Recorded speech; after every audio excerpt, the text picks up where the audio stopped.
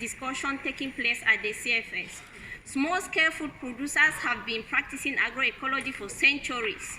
It is our life. We welcome the fact that finally it is to be discussed at the CFS, the famous space to address food security and nutrition in the UN.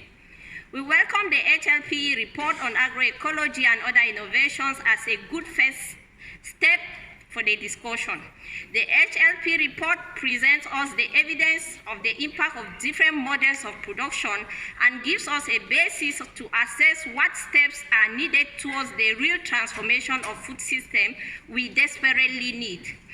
We also welcome that the HLP report reflects the conceptual framework on agroecology that social movements of small-scale farmers, pastoralists, fisher-folk, indigenous people, consumers, agricultural workers, women, and youth developed in the Nyaleni process.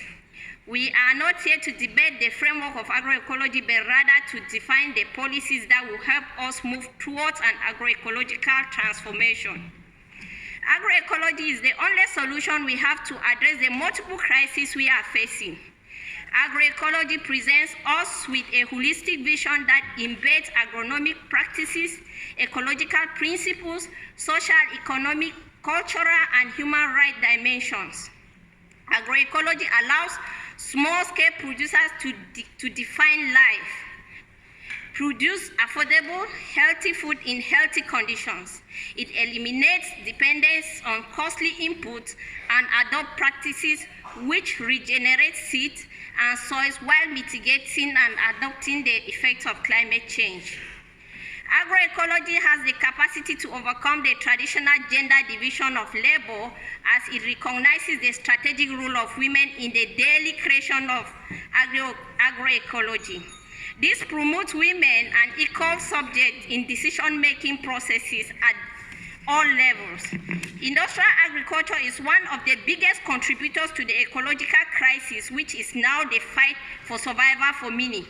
It is also a major cause of poverty, hunger, and malnutrition, including through grabbing of resources, concentration of power, homogenization of diet, and exposure of young people from rural areas. The last decade has seen a plethora of UN studies confirming this. The HLP report demonstrates that agroecology is the only transformational option to address all the structural changes needed in our food system in a systematic and integrated way, and shows that sustainable intensification and climate-smart agriculture can only provide one-dimensional solution via incremental changes.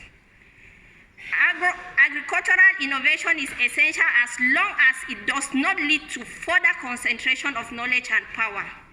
Agroecology needs to be supported by public policies. Currently, the vast majority of funding and public support still go to industrial production or incremental approaches to change.